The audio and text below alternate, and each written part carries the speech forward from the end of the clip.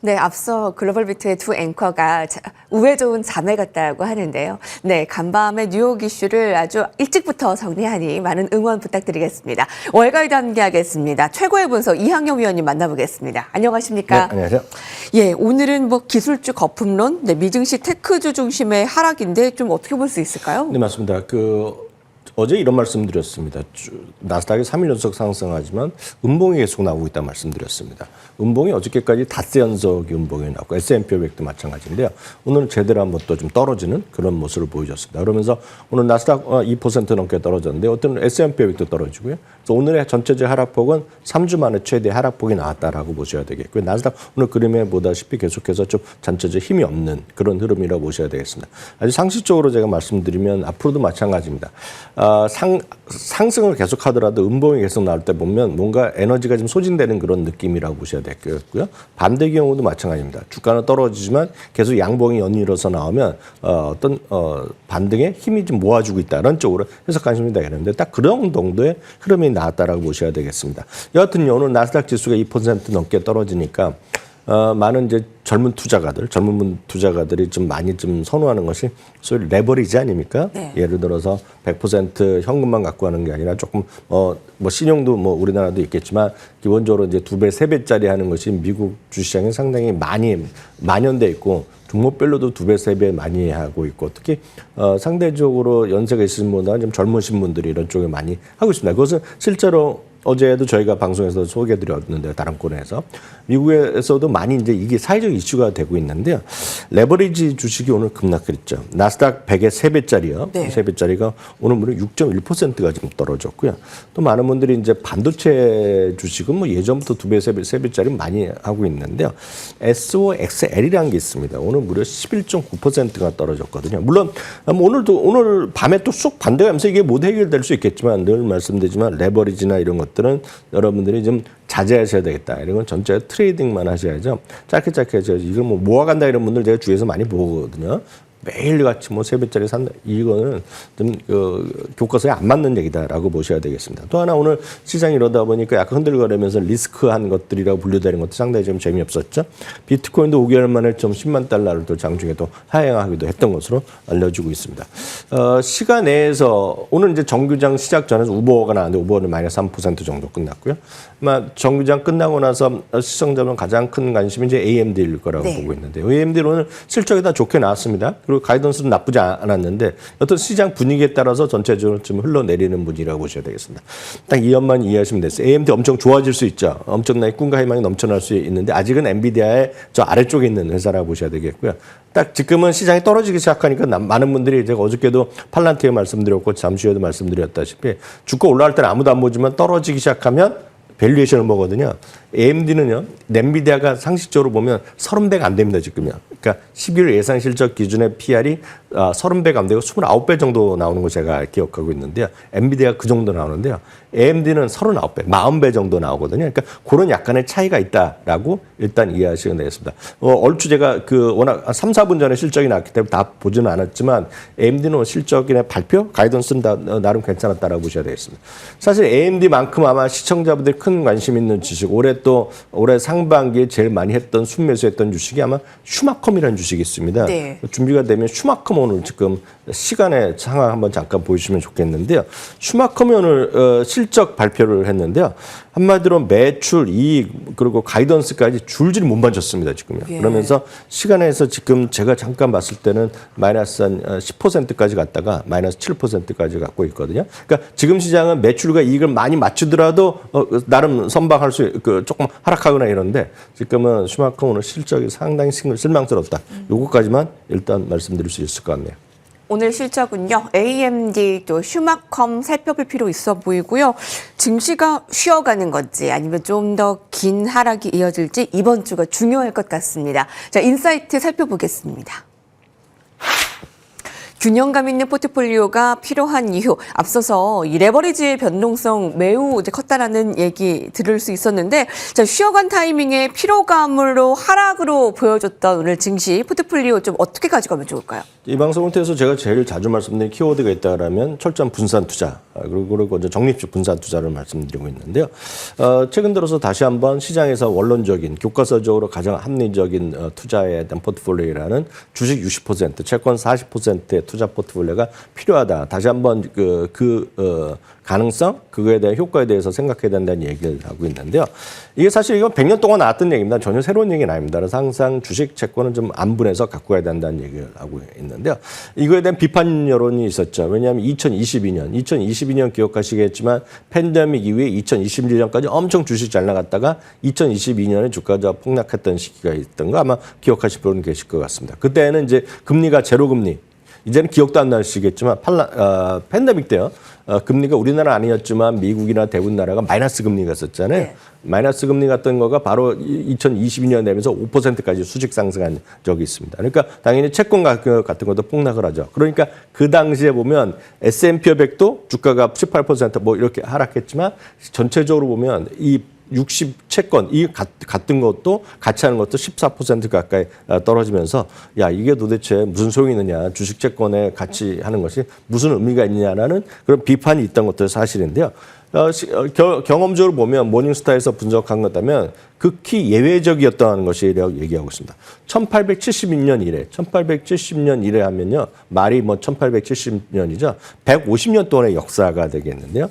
2022년을 제외한 19번의 약세장에서 60, 40 이 포트폴리오는 순수하게 주식만 했던 것보다 반등도 오히려 빨랐다는 얘기를 하고 있습니다. 그만큼 효과가 상당히 컸다는 얘기하고 있는데요.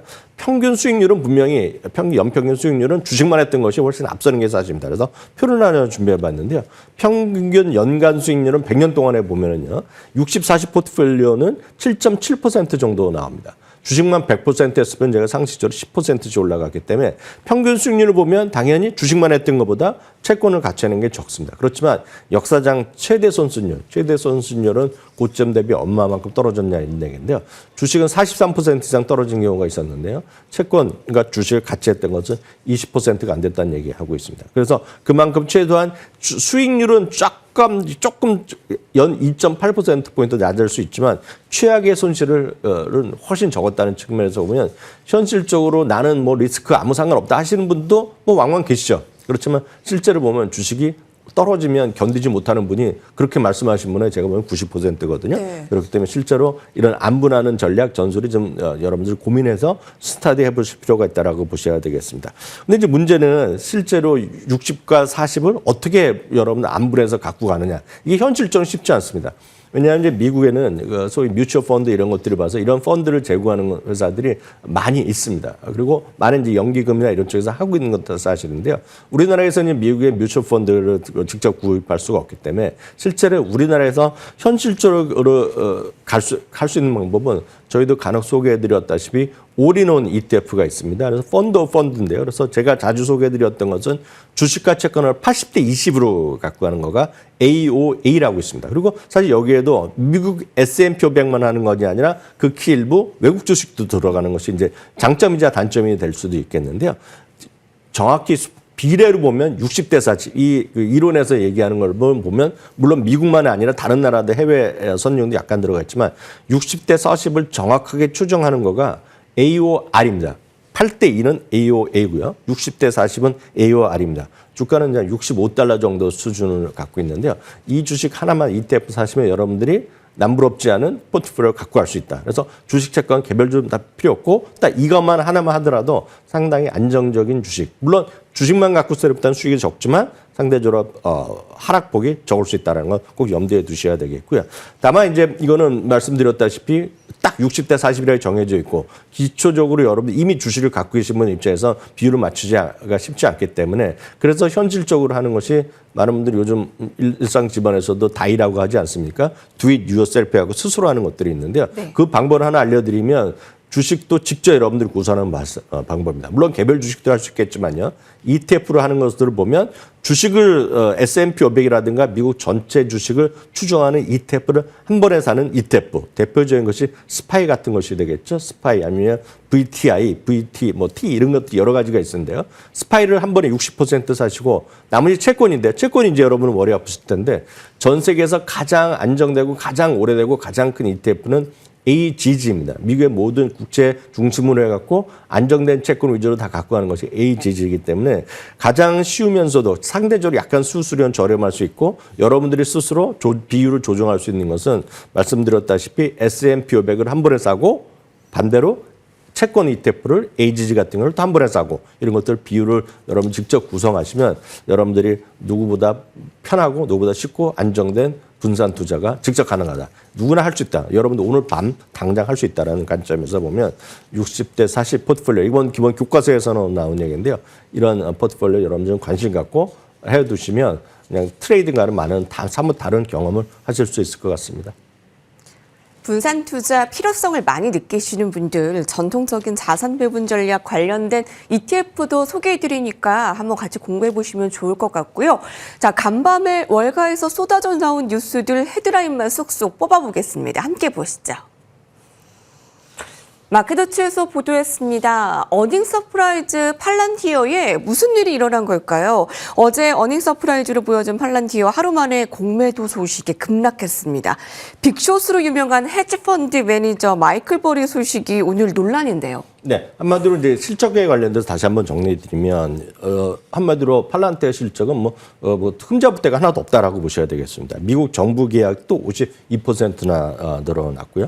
상업 부분이 이제 121%로 늘어나면서 전체적으로 매출 63%, 67% 늘어나면서 사상 최고의 매출 증가율, 즉 이 그 팔란티어 상장 이후에는 최고의 매출 성장을 기록했다라고 보셔야 되겠습니다. 다만 어제도 말씀드렸고 뭐 꾸준히 말씀드렸다시피 팔란티어의 밸류에이션 부담은 늘상 발목을 잡을 수밖에 없다. 주가가 계속 올라갈 때는 이런 얘기 하는 사람 하나도 없지만 주가가 떨어지기 시작하면 야 저렇게 비싼 주식을 어떻게 사냐 하는 얘기가 나올 수밖에 없다는 것입니다.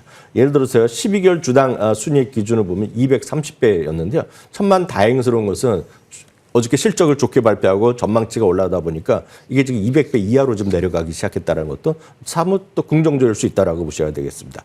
월가에 투자하기 많은 분들이 주가 많이 떨어졌으니까 월가 목표 주가 떨어질 거라고 생각하는데 천만입니다. 그건 아니군요. 투자 의견은 전혀 변화가 없을 거라고 예상했었는데 그대로 나왔고요. 목표 주가는 최소 10곳이나 올려놨습니다. 다만 투자 의견 자체, 매수를 얘기하는 사람 계속 얘기하고 중립을 얘기하는 사람은 계속 얘기하고 있습니다. 오늘도 목표 주가 고작 40에서 45달러로 올린 것도 있겠고요. 제프리스 같은 경우도 여전히 매도 의견을 여전히 하고 있습니다. 현재 밸류에이션은 AI 과열 주기에 바로 시작이 들어서 있다. 완전 미친 가격이다라는 얘기를 하고 있습니다.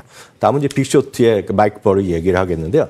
많은 분들 워낙 얘기를 많이 하니까 저도 같이 잠깐 말씀드리겠지만 제가 이 얘기를 하기 전에 말씀드리고 싶은 것은 A라는 사람, B라는 사람이 주식을 샀다 팔았다 해서 여러분 쫓아 사셨다가는 저는 그렇게 해서 돈을 버는 사람 본 적이 없습니다. 마찬가지 워렌 버핏이 뭘 샀다? 누가 샀다? 이런 건 의미 없는 얘기입니다. 다만 그중에 하나의 수많은 노이즈일 뿐이라고 보셔야 되겠고요. 빅쇼트의 마이클 버리가 워낙 유명해서 그렇죠. 마이클 버리가 워낙 돈을 계속 벌기만 했나요? 절대 아니라고 여러분 보셔야 되겠습니다. 그래서 네. 엔비디아도 공매도하고 팔란티어 공매도 뭐 계속 얘기하고 뉴스가 나오고 있는데 뭐 늘상 하는 얘기다. 이 사람은 워낙 공매도로 쉽게 해서 풋옵션을 돈을 많이 벌기도 하고 많이 잃기도 했던 그런 정도 사람이라고 보셔야 되겠고요. 이분이 얘기하는 AI 광풍의 회의론도 제가 봤을 때는 엄청나게 계속 들었던 얘기다라고 간단하게 이해하시면 될 것 같습니다. 너무 이것 때문에 주가 판단하기보다는 원리, 기본 이 회사는 밸류에이션 엄청 비싼 거는 알자. 꼭 알고 가셔야 되겠다 이렇게 말씀드립니다. 네. 뉴스가 될 수는 있지만 그 전략을 세우는데 판단이 될 수는 없겠네요. 오늘 오히려 주가가 하락함으로써 고평가가 좀 더 해소됐고요. 투자 의견은 좀 그대로라는 것을 좀 볼 수 있었습니다. 다음 헤드라인은 오늘 테슬라 소식 전해드리겠습니다. 밸런스입니다. 테슬라가 극복해야 할 또 하나의 고민. 아마 보조금 삭감이 될 텐데요. 세금 혜택이나 그 인센티브 감소 주가에 괜찮을까요? 네, 그 테슬라도 제가 나쁜 소식, 좋은 소식을 같이 전해드리겠는데 처음에 좀 나쁜 소식부터 말씀드리면 네. 미국의 이제 보조금 삭감이 9월로 보조금 이제 9월에 끝났는데요. 문제는 중국도요. 전기차뿐만 아니라 신재생에너지 등등에서 나오는 것을 내년 상반기에서 중국 같은 경우는 여러 가지 또 보조금이 있는데 취득세 감면 혜택이 있다고 하는데요. 취득세 감면 혜택은 내년부터 이제 삭감된다고 얘기하고 있고 실제로 중국에서 전기차 관련 그런 메이커들이 요즘 상당히 어렵죠. 그리고 실제로 판매가 감소한 곳도 많고 올해 아마 테슬라는 처음으로 테슬라가 중국에서 판매가 줄어들 가능성이 있다고 얘기하고 있습니다. 그래서 분명히 악재인데 하나 더 마지막으로 말씀드리면 테슬라도 결국은 통계에서 벗어나긴 쉽지 않은데요. 테슬라는 경험적으로 보면 11월 달에 가장 좋았다는 그래프를 한번 보여드리겠습니다. 9월도 있고 10월도 있고 11월도 12월도 있지만 12월에 평균적인 상승률이 11%나 있었다는 역사적 경험도 있기 때문에 늘 말씀드리지만 기본적으로 여러분들 원리 원칙 그리고 여러분들 숫자에 좀 민감한 그런 투자에 집중하시면 큰 문제 없다 이렇게 말씀드리고 싶습니다. 이양영 위원님과 함께했습니다. 매수 감사합니다.